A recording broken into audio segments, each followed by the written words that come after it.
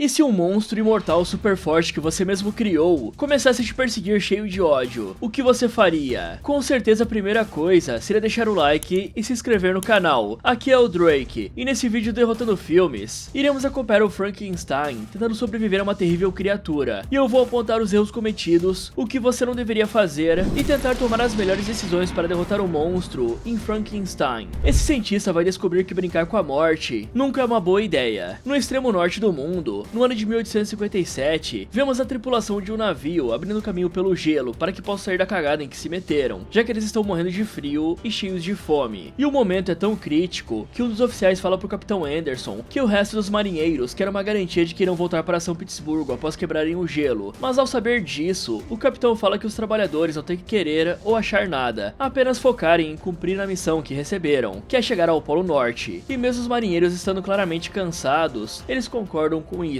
Mais tarde, o capitão está massageando os pés na cabine, quando de repente escuta uma explosão, sai para verificar e vê algo pegando fogo a alguns quilômetros. Por isso ele reúne alguns trabalhadores e vai verificar. Chegando lá, os marinheiros encontram um pequeno trenó destruído, muito sangue e um homem jogado no chão com um ferimento no ombro e uma perna quebrada. Só que não, pois a verdade é apenas uma prótese. Nesse momento eles escutam um rugido terrível se aproximando e vem uma silhueta enorme na neblina. Por esse motivo, os marinheiros pegam o homem ferido e voltam para o navio, onde se armam e esperam a criatura chegar perto. Alguns segundos depois, quando o monstro aparece na linha de tiro, o capitão dá a ordem e os soldados descarregam as balas no alvo. O problema é que mesmo após 2 rodadas de tiros, o monstro continua de pé e avançando para cima deles, o que faz o capitão mandar todos voltarem para o navio, sendo que o próprio Anderson sobe rapidamente e corre para perguntar pro homem ferido o que é aquela criatura. No entanto, o monstro deixa claro que é imparável e derrota brutalmente alguns soldados antes de subir na embarcação e ordenar que os marinheiros lhe entreguem o cara que resgataram. Ouvindo isso, os soldados não perdem tempo e começam a atacar a criatura, porém ela é simplesmente forte demais e resistente demais para ser parada, tanto que ela acaba com os inimigos facilmente. Com isso feito, ele se aproxima do homem ferido e o chama de Victor, com uma voz cheia de ódio e tristeza. Só que antes do monstro fazer qualquer coisa, o oficial usa um bacamarte de 4 canos para finalizar a criatura e derrubá-la do navio. Ou pelo menos era isso que parecia. Afinal ela se levanta como se nada tivesse acontecido e tenta voltar novamente para cima da embarcação, algo que dá errado, já que os marinheiros puxam a escada para impedir que ela suba. Por esse motivo, o monstro decide mudar de abordagem e usa toda a força que tem para tentar virar o navio e derrubar o Victor, o que quase dá certo, pois antes que a criatura tenha sucesso, o capitão pega o bacamarte e usa a última bala para tirar e quebrar o gelo, fazendo com que o monstro caia na água e afunde como uma pedra. Após isso, o Victor é levado para dentro de uma cabine e o Dr. Hudson lhe entrega um pouco de láudano para amenizar a dor. E assim que o Victor bebe, ele fica sabendo que está em um navio norueguês e pergunta quantas pessoas o monstro finalizou. O estranho é que na hora que o capitão revela que 6 pessoas morreram, o cara avisa que a criatura voltará e acabará com todos eles até conseguir pegá-lo. Por isso ele insiste que lhe entreguem quando esse momento chegar. E o capitão até tenta dizer que o monstro foi jogado para baixo do oceano e que já deve estar morto. No entanto, o Victor garante que ele irá voltar, pois ele mesmo já tentou destruí-lo e falhou miseravelmente. Aí, ouvindo que existe uma criatura tão assustadora que não poderia ser morta, o capitão pergunta o que exatamente é esse monstro e que demônio o criou. Então o Victor olha pro cara e revela que foi ele mesmo que criou o monstro. Algumas horas depois, quando o dia está nascendo, os marinheiros ajudam o Victor a se vestir e colocam a perna protética de volta no corpo dele. Com isso feito, o homem se apresenta como Victor Frankenstein, um nome dado pelo seu próprio pai e que tem o significado de conquistador. E assim o Victor começa a contar a sua história de vida, a partir da época em que era apenas um adolescente. Ok, eu vou ser bem direto com vocês, pois mesmo que a atitude possa ser um pouco questionável, a melhor escolha aqui seria entregar o Victor na hora em que eles descobriram que o monstro gigante é imortal e super forte. Afinal, se a criatura não pode morrer e ainda por cima tem força o bastante para virar um navio, tá bem na cara que é só questão de tempo até ele conseguir o que quer. E o próprio Victor fala que o monstro é imparável e que definitivamente irá voltar para pegá-lo. Sendo assim, a escolha mais óbvia aqui para evitar que toda a tripulação batesse as botas era entregar o homem. Isso sem contar que no momento em que os marinheiros virem os seus colegas morrendo sem nenhuma chance de se defender, é bem provável que todos se virem contra o capitão e até mesmo finalizem num motim, apenas para conseguir entregar o Victor. Além disso, a imortalidade do monstro do Frankenstein é obtida por meio da regeneração acelerada e praticamente ilimitada, algo que o Victor sabe muito bem. Por isso, se ele queria pelo menos evitar que esses homens morressem ele protegendo, ele só tinha 2 escolhas. Uma era se jogar no gelo e a outra era falar como funciona a imortalidade dele. Assim, os marinheiros iriam parar de tentar usar armas de fogo ou armas brancas contra a criatura e poderiam partir para outra abordagem, sendo que usar fogo como arma aqui seria a melhor opção, ainda mais se tacassem fogo nele usando óleo de baleia ou piche. Afinal, dessa forma, o fogo causaria dano contínuo, que o impediria de se regenerar completamente. E sim galera, infelizmente naquela época o óleo de baleia ainda era muito utilizado, e talvez um navio desses devesse ter um pouco ou até mesmo uma boa quantidade. Fora isso, uma outra boa escolha também seria atirar no gelo, assim como o capitão fez. E se eles têm mais armas de calibre pesado no navio, já era pra esses idiotas terem usado elas para destruir o gelo em volta da embarcação e sair dali o mais rápido possível. Aliás, existe um outro erro bem grave nessa parte, mas isso não tem nada a ver com o monstro, pois após voltar para a cabine, o capitão começa a massagear os pés, e se ele estava com o princípio de congelamento, o que é bem provável, esfregar ou massagear é um erro gravíssimo, pois isso causa fricção em tecidos cristalizados pelo gelo, destruindo a pele e acelerando a necrose. Isso sem contar que o Dr. Woodson também podia ter finalizado o Victor ao lhe entregar o Láudano, afinal o cara tinha acabado de ser jogado por uma explosão e estava ferido, o que provavelmente causou algum nível de concussão cerebral no homem. E levando em conta que o Láudano é um sedativo potente demais para alguém com traumatismo craniano, ele poderia ter feito o Victor dormir, e aí o cara poderia entrar em coma ou parar de respirar. E por falar em erros, o Capitão Anderson já ferra tudo desde o começo galera, pois o cara estava encalhado, com a tripulação só querendo escapar e ficar viva, e mesmo assim o cara deixa claro que eles chegariam ao Polo Norte de qualquer maneira. Eles estavam em 1857, só pra vocês terem uma ideia, a primeira chegada ao Polo Norte com um grande consenso científico foi em 12 de maio de 1926. Então digamos que nessa época seria bem difícil chegar lá, ainda mais em termos de sobrevivência, já que o melhor a fazer aqui depois de conseguir desencalhar, isso se eles conseguissem né, era voltar pra base, descansar, reunir novos mantimentos e aí recomeçar a expedição, pois nessas condições com o moral abalado, tudo que eles iriam conseguir seria encontrar a morte. Então o homem revela que o pai dele, o Leopold Frankenstein, era um barão e um cirurgião muito proeminente, que se casou apenas por conta do dote considerável que iria receber, pois assim ele conseguiu manter o patrimônio e a posição familiar. E parece que esse é o lema do cara, né? Lannisters são complicados, os caras nunca querem perder, né? Brincadeiras à parte, na maior parte do tempo o senhor era ausente, mas sempre que voltava pra casa, todos se curvavam e faziam a vontade dele. Uma vez, ele até mesmo forçou a Claire, que era a esposa dele e a mãe do Victor, a comer um pão encharcado de sangue, apenas porque segundo ele, isso iria fortalecer o bebê que estava na barriga da mulher. E aí naquela noite, enquanto fazia sua oração ao anjo da guarda, o Victor escutou os pais discutindo sobre o patrimônio, a herança e sobre os filhos. Então alguns segundos depois, a mãe dele apareceu no quarto, e os dois se abraçaram, mostrando que nesse lugar, eram apenas eles contra o mundo, algo que o Victor sabia muito bem, tanto que ele tinha certeza de que eram desprezados e odiados pelo Leopold, só porque não tinham cabelos claros, mas apesar desse desprezo, eles ainda eram pai e filho, e por isso o senhor o ensinava sempre que podia, para garantir que o garoto não envergonhasse a família. O problema é que quando o Victor esquecia de algo ou errava, o castigo era bem doloroso. No começo, o homem o castigava com golpes de vareta na mão, porém a partir de certa idade, ele decidiu bater no rosto do filho, para que as mãos não fossem machucadas ou feridas de uma maneira permanente. E para piorar ainda mais, a amizade entre mãe e filho estava destinada a acabar mais cedo do que o esperado, pois durante um jogo de cartas, a mulher sentiu que o bebê estava para nascer e começou a sangrar sem parar. Vendo isso, o Victor chamou pelo pai, e o Leopold correu na hora para ajudar a mulher, levando ela para outro quarto com a ajuda dos assistentes. Só que a Claire não parecia querer ajuda, e até mesmo insistiu para que o filho não a deixasse sozinha. No entanto, o Leopold impediu que o garoto a acompanhasse. Infelizmente, a Claire acabou falecendo durante o parto, e junto com essa perda, o Victor ficou ainda mais isolado e triste conforme os anos foram passando. Já o Leopold, por outro lado, parecia melhor do que nunca, até porque seu filho mais novo, o William, era um garoto feliz e de cabelos claros igual aos dele, totalmente o contrário do Victor. E esse jeito feliz e despreocupado começou a gerar uma ideia maluca na cabeça do Victor. A ideia de que na verdade, o Leopold tinha deixado a Claire morrer de propósito, até porque o cara era o melhor médico que existia. Mas o dia em que o garoto reuniu coragem e perguntou a ele sobre isso, o senhor apenas negou e insistiu que fez tudo o que podia. Aí ouvindo isso, o Victor encarou nos olhos do cara e disse que ele a deixou morrer. Então ele falhou, e falhar é algo que o Leopold odeia, mas em resposta a isso, o senhor apenas diz que ninguém pode subjugar a morte. E para retrucar o próprio pai, o Victor fala que irá reunir tudo que o homem sabe e ainda mais, para que dessa forma consiga enganar a morte. O mais doido de tudo isso é que na noite em que o Victor falou isso, o anjo da escuridão apareceu nos sonhos dele e prometeu que o menino iria ganhar domínio sobre as forças da vida e da morte, e que superaria o próprio pai, tanto em ambição quanto em poder. Mas a queda do velho foi rápida demais, pois depois de apenas 2 rebeliões e um incêndio na plantação que era da mãe dele, a fortuna da família foi extremamente reduzida, fazendo com que só conseguisse ficar com a propriedade. E sem contar que o Leopold também passou dessa para uma melhor. E por conta de tanta coisa ruim em sequência, o William foi viver com a outra parte parte da família em Viena, enquanto que ele foi para Londres e depois para Edimburgo, onde passou décadas tentando descobrir quais eram os limites morais da Academia de Medicina. Então, no ano de 1855, o Victor fez uma apresentação para o Tribunal Disciplinar do Colégio Real de Medicina. Nessa apresentação, ele fala a respeito da vida e da morte, sobre como não temos controle do nosso nascimento. E justamente por isso, ele fala que a preocupação deles deveria ser com a morte. E mesmo que não tenham o poder de Deus, eles ainda podem realizar milagres, se tiverem a vontade e a ambição necessárias para lutar contra a natureza. E a maioria dos acadêmicos realmente parece gostar dessa ideia. Por esse motivo, um dos juízes pergunta como Victor sugere que os homens lutem contra a morte. E como resposta, o doutor revela a metade de um cadáver que sai embaixo do pano, o que acaba sendo uma visão bem chocante. Mas ele não se importa com isso, e fala que tanto o cérebro quanto o nervo espinhal e vago estão funcionais e intactos. E além de explicar que o corpo é composto de partes de diferentes pessoas, o Victor também coloca a segunda bateria no seu dispositivo, e surpreende toda a plateia quando o cadáver começa a se mexer, respirar e a fazer barulho com a boca. Só que enquanto o Victor tenta explicar os princípios por trás desse experimento, os juízes mostram que não acreditam no cara, e falam que é apenas um truque. Aí para provar que tudo é real, e que o corpo realmente está vivo, por assim dizer, né, o Victor joga uma fruta em direção ao cadáver, e o corpo desmontado simplesmente a pega no ar, mostrando que realmente tem noção do que está acontecendo ao redor, e que tem um certo nível de compreensão. Porém, isso ainda não é o suficiente para os juízes. Por esse motivo, ele se aproxima do cadáver e pede para ele soltar a fruta, ao que o corpo desmontado faz imediatamente, dando a chance perfeita para o doutor dizer aos outros acadêmicos que esse é o futuro, e que realmente é possível lutar contra a morte. Vendo isso, os juízes ficam putaços, e mandam o Victor parar com a apresentação, pois na visão deles, esse experimento é algo profano e obsceno, afinal, apenas Deus pode dar a vida e tirá-la. No entanto, o Victor não para, e diz que talvez Deus seja inapto, e que os humanos precisem consertar os erros dele, falando que seus companheiros não podem deixar esses velhos idiotas escaparem as suas ideias, afinal as respostas só vêm quando os humanos são desobedientes, e não tem medo de quebrar alguns dogmas. Aí ele desliga o cérebro do cadáver, e sai da sala no pique Turn Down for What. O que ele não sabia é que o homem chamado Henrik Harlander estava assistindo tudo. Bom, o plano do Victor e a forma com que ele lida com as suas pesquisas são totalmente idiotas, pois ao invés de ser tão agressivo e se queimar para todas as universidades, já que isso com certeza seria espalhado, ele podia ter lidado de uma forma bem mais discreta e ido comendo recursos pelas beiradas. Além disso, expor o cadáver assim para tantas pessoas foi extremamente antigênico e perigoso,